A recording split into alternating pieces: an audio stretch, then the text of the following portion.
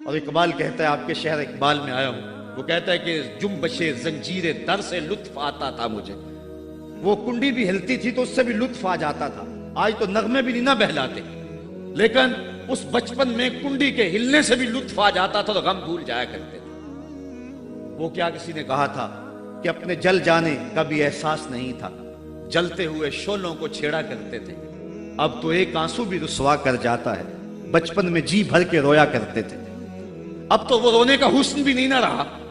تو کہا کہ میرے پاس بڑھاپے کا تجربہ تو ہے لیکن بچپنے کی معصومیت نہیں ہے، لہٰذا میں خسارے میں ہوں. ایک شب زندہ دار کہتا ہے کہ میرے پاس سحری کے آنسو تو ہیں لیکن علم کا بانکپن نہیں ہے.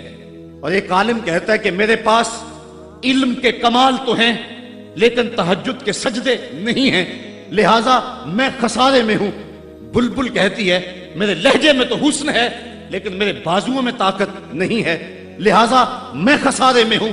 شیر کہتا میرے بازوؤں میں تو طاقت ہے لیکن میرے پر نہیں ہے کہ میں اڑ سکوں، لہٰذا میں خسارے میں ہوں. کوئل کہتی ہے میرے لہجے میں تو جادو ہے لیکن رنگ میرا کالا ہے، لہٰذا میں خسارے میں ہوں. مور کہتا ہے میرے پروں میں تو حسن ہے لیکن میرے پاؤں بدصورت ہیں، لہٰذا میں خسارے میں ہوں.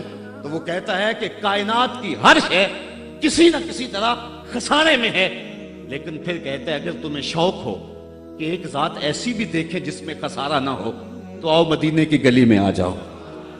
حسن کی ساری شوخیاں، جمال کے سارے کریمے اور حسن کا سارا بانکپن اگر ایک ذات میں دیکھنے کا شوق آ جائے، حسن یوسف دم عیسیٰ ید بیضا داری، ہما دارند آنچے خوباں تو تنہا داری.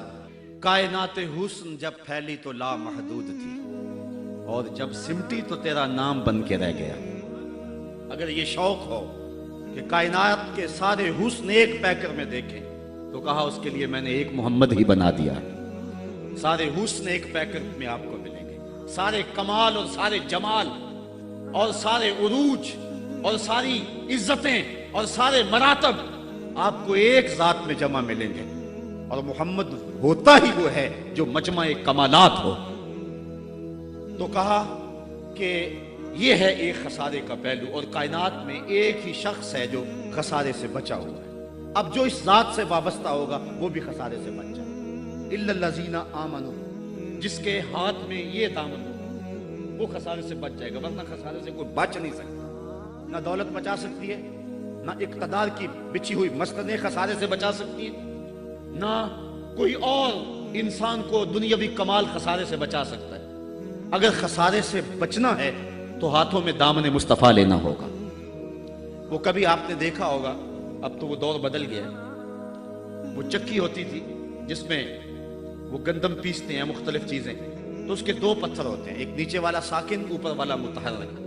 تو درمیان میں اس کے ایک کلی ہوتی ہے جس کے ارد گرد اس کو گھماتے ہیں. تو وہ جو دانے ہیں وہ درمیان خالی جگہ میں ڈالتے ہیں، اس کو گالا کہتے ہیں، اس میں ڈالتے ہیں اور پھر اس چکی کو گھماتے ہیں. تو جو دانے اس مرکز سے، اس کلی سے ہٹ جاتے ہیں وہ پس جاتے ہیں، اور جو اس کلی سے لگ کے رہتے ہیں وہ بچ جاتے ہیں. کہا محبوب مجھے قسم تیرے زمانے کی، انسان خسارے میں ہے. الا الذین آمنوا، بچے گا وہ جو تیرے دامن سے لپٹ جائے گا. اور یہ میں مفہوم ایمان کا جو آپ کے سامنے دامن مصطفیٰ سے تمسک اختیار کرنا، یہ میری جذباتیت کا کمال نہیں، حقیقت ہی ہے. علامہ سعد الدین تفتازانی علیہ رحمہ شرح قائد میں لکھتے ہیں کہ ایمان ہے کیا؟ آپ فرماتے ہیں الایمان ہے تصدیق بما جاء بہ النبی صلی اللہ علیہ وسلم. حضور کے علاوہ ایمان ہو ہی نہیں سکتا، یہ ممکن ہی نہیں ہے. اور یہ بات بھی ذہن میں بٹھا لیں کہ حضور سے ذہنی تعلق کا نام ایمان نہیں ہے، حضور سے قلبی تعلق کا نام ایمان ہے. اور یہ میرے مسلک کی پہچان ہے. صرف ذہنی تعلق کا نام ایمان نہیں ہے، قلبی تعلق کا نام ایمان ہے. اس کو مزید سہل کروں تو حضور کو نبی جاننے کا نام ایمان نہیں ہے، نبی ماننے کا نام ایمان ہے. ورنہ کتنے لوگ تھے جانتے تھے لیکن ایمان نہ لائے. الذین آتیناہم الکتاب یعرفونہ کما یعرفون ابناءہم، جن کو ہم نے کتاب دی وہ ایسے جانتے تھے جس طرح بیٹوں کو جانا کرتے، لیکن اس کے باوجود ایمان نصیب نہیں ہوا. ایمان جاننے کا نام نہیں ہے، ایمان ماننے کا نام ہے۔ پھول کو بلبل جانتی نہیں، مانتی ہے۔ اگر مانتی نہ ہوتی تو پھول کے گرد رقص بسمل کے تماشے نہ کرتی۔ شمع کو جانتے سارے ہیں لیکن مانتا صرف پروانہ ہے۔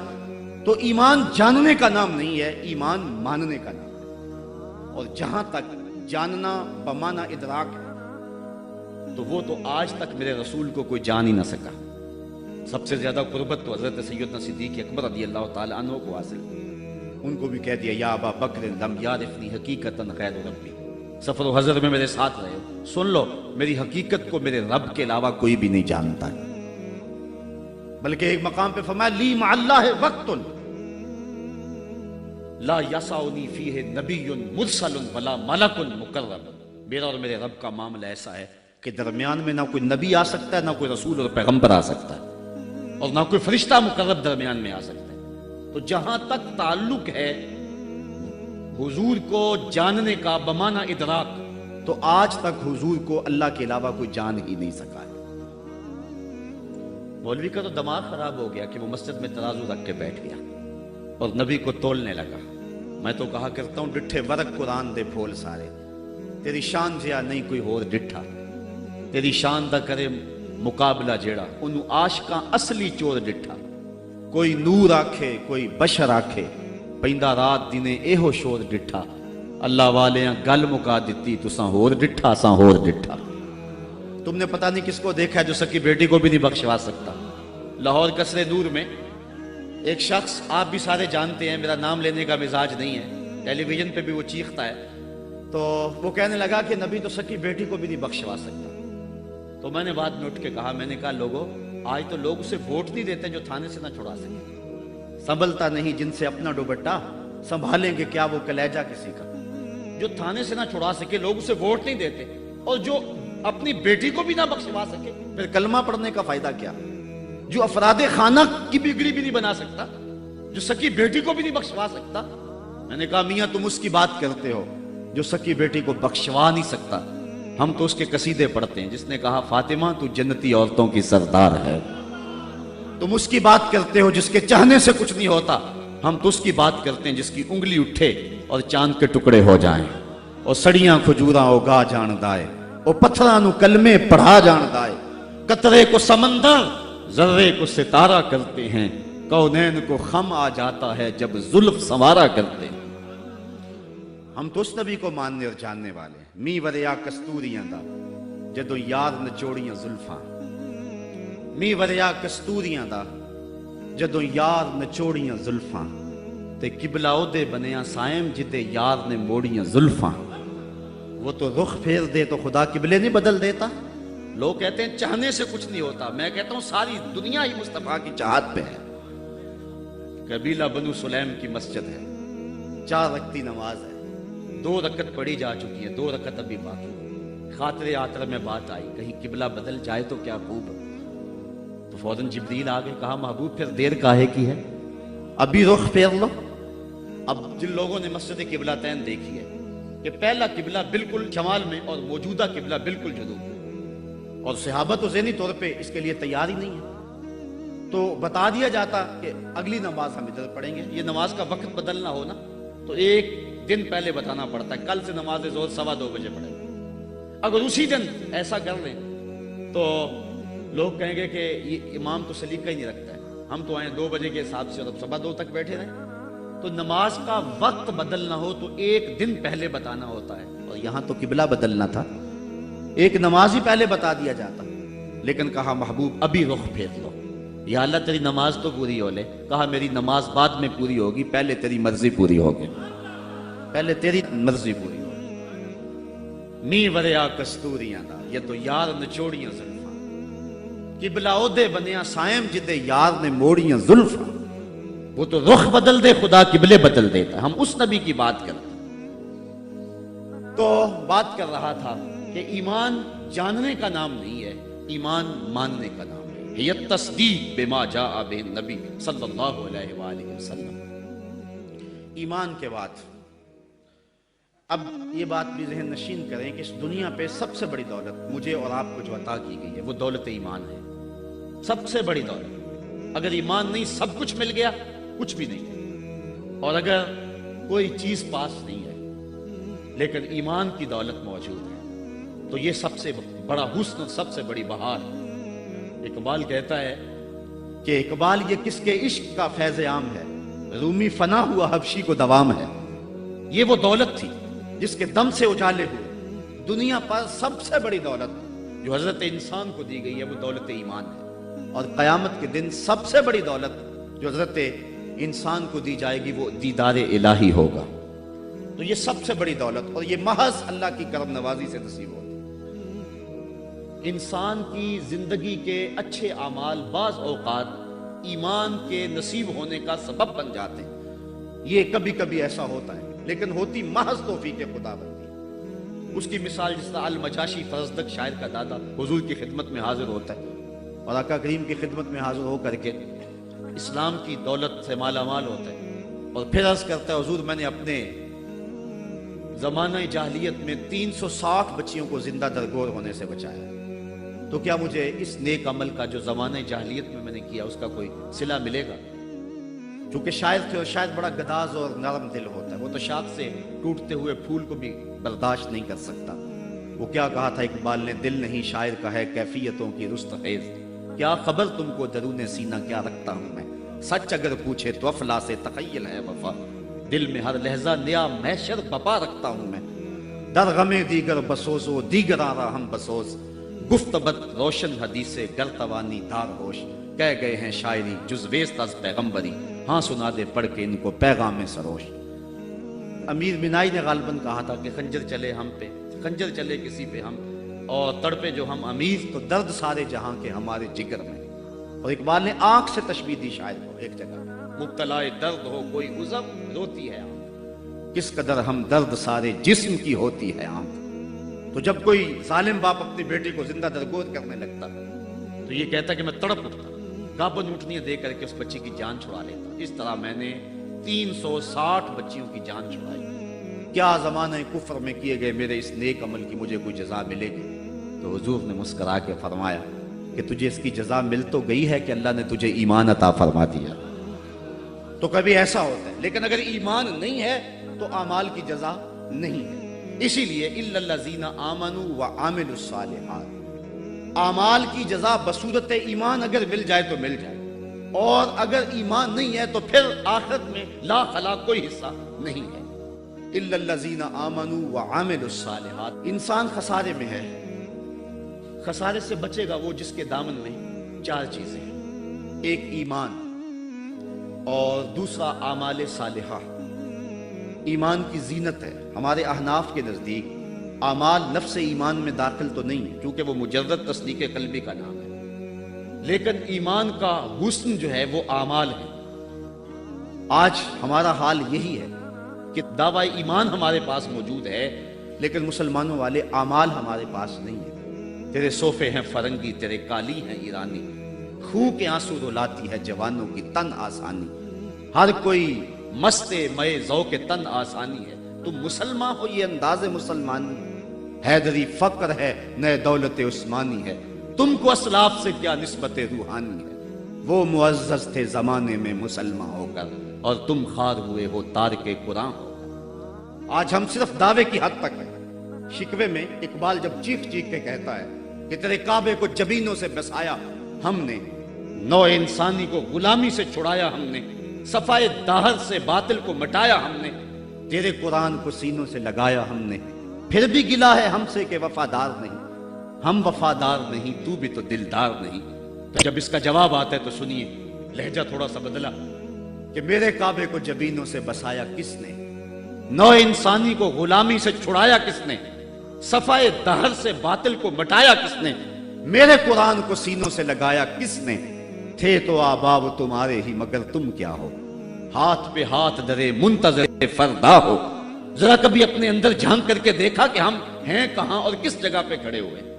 آج ہم مسلمان ہونے کی بات کرتے ہیں لیکن کبھی دیکھیں کہ ہمارے عمل کی پوزیشن اور حالت کیا ہے، آج ہم کس جگہ پہ کھڑے ہوئے ہیں۔ لالو لکشمن پرشاد نے ایک کتاب لکھی عرب کا چاند، اور یہ ایک ہندو رائٹر ہے، اور اس میں اس نے حضور کی سیرت اتنے خوبصورت اور دل فریب پیرائے میں بیان کی کہ گویا सतरों के अंदर चिराग ही रख दिए हैं। तो किसी ने स्वामी लक्ष्मण प्रसाद से पूछा कि तूने मुसलमानों के नबी पर इतनी खूबसूरत सीरत की किताब लिखी है, तू हुजूर का गुलाम क्यों नहीं बन जाता?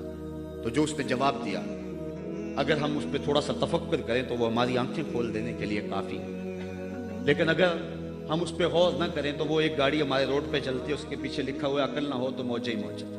बात यह है, बात सोचने वालों के लिए होती है। तो स्वामी ने जवाब दिया था कि जब मैंने हुजूर की सीरत लिखने के लिए उम्महात कुतुब सैयद को पढ़ा तो ये जज्बा मेरे सीने में भी गड़ाइयां लेने लगा कि मैं इस नबी का गुलाम क्यों नहीं बन जाता।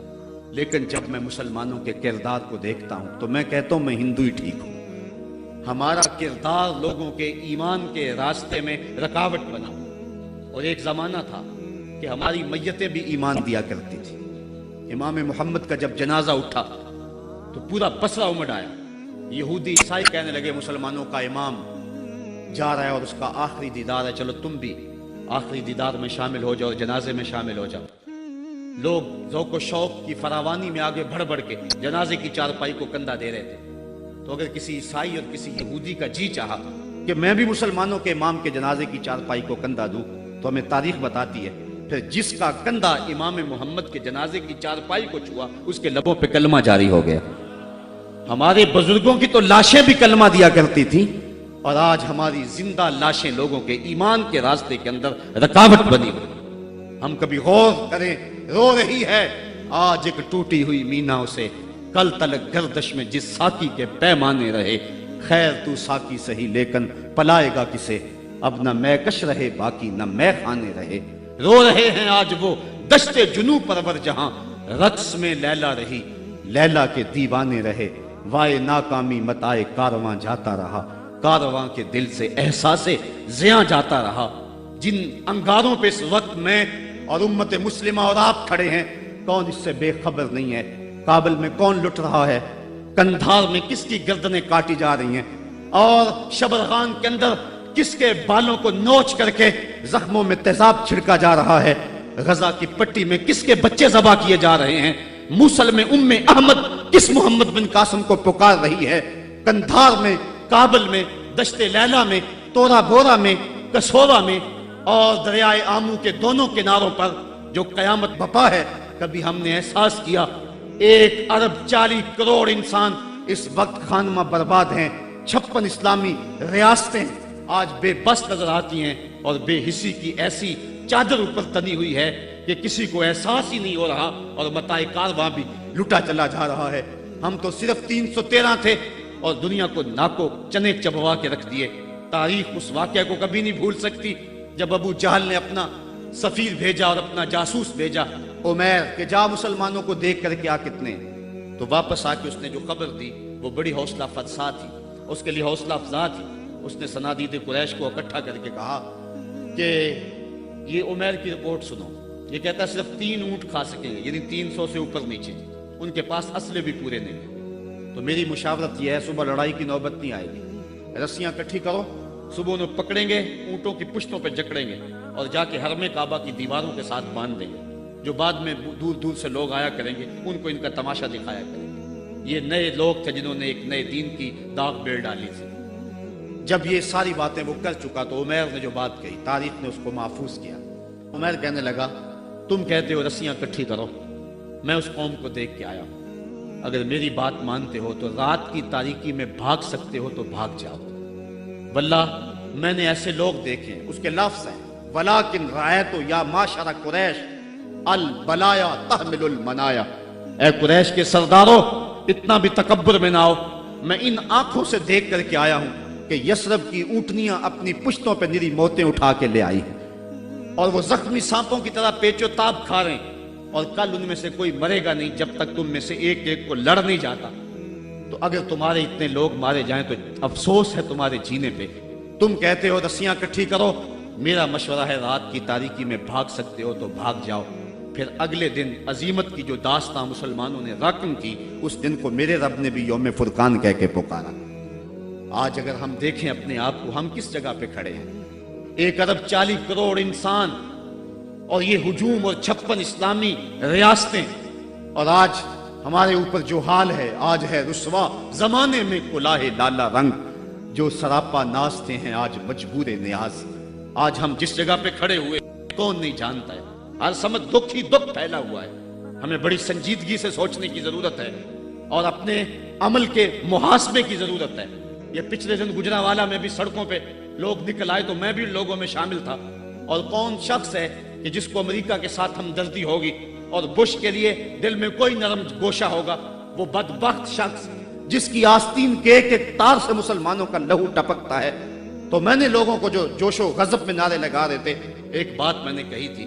मैंने कहा था आज तुम अमेरिका से टकराने की बात तो कर रहे हो, लेकिन कभी अपने आप को झांक करके देखा?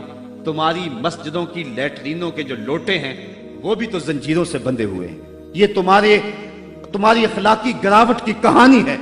अगर बाहर कोई वाटर कूलर नस्ब कर देता है तो उसके ऊपर जो गिलास रखता है वो भी जंजीरों से बांध करके रखने पड़ते हैं। ये है हमारी हालत। और टक्कर लेते हम अमेरिका से। हम कभी अपने पांव को भी तो देखें, अपनी सूरत को भी तो देखें, अपने किरदार को भी तो देखें कि हम किस जगह पे खड़े हुए हैं। एक अच्छा मुसलमान तो बनने की बड़ी दूर की बात है, हम अभी तक तो एक कौम नहीं बन सके हैं। हमने गौर करना है।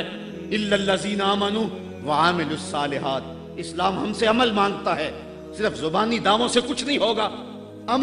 अमल से हमने इस दावे पे दलील फराहम करनी है। वतवासौ बिल हक़ वतवासौ बिस्सब्र। हक और सब्र की वसीयत। बात लंबी हो रही है इसलिए मैं अपनी बात को मुख्तसर करता हूँ। ये वसीयत का जो तकरार है इसमें भी मुफस्सिरीन फरमाते एक हुस्न है ताकि मोमिन कभी भी वसीयत के अमल को कभी न छोड़े। इमाम कुर्तबी ने हक पर जो है वो 3 कौल बयान फरमाए हैं। एक कौल ये है कि हक से मुराद कुरान है, और मैं इस पे 2 बातें आपके पेश करके इजाजत चाहूंगा। इस दौर में बल्कि हर दौर में कुरान के दामन को थामना ही जो है वो नजात की जमानत है। इमाम तिरमिज़ी ने हज़रत अली मुर्तज़ा से हदीस जो है वो तखरीज की है कि हुजूर कुर्बे क़यामत के तज़किरों से लोगों को आगाह कर रहे थे। तो अर्ज़ की हुजूर फिर उस दौर में बचने की सूरत क्या? तो बेसाख्ता फरमाया अल्लाह की किताब कुरान मजीद, जो इस किताब से जुड़ जाएगा बच जाएगा।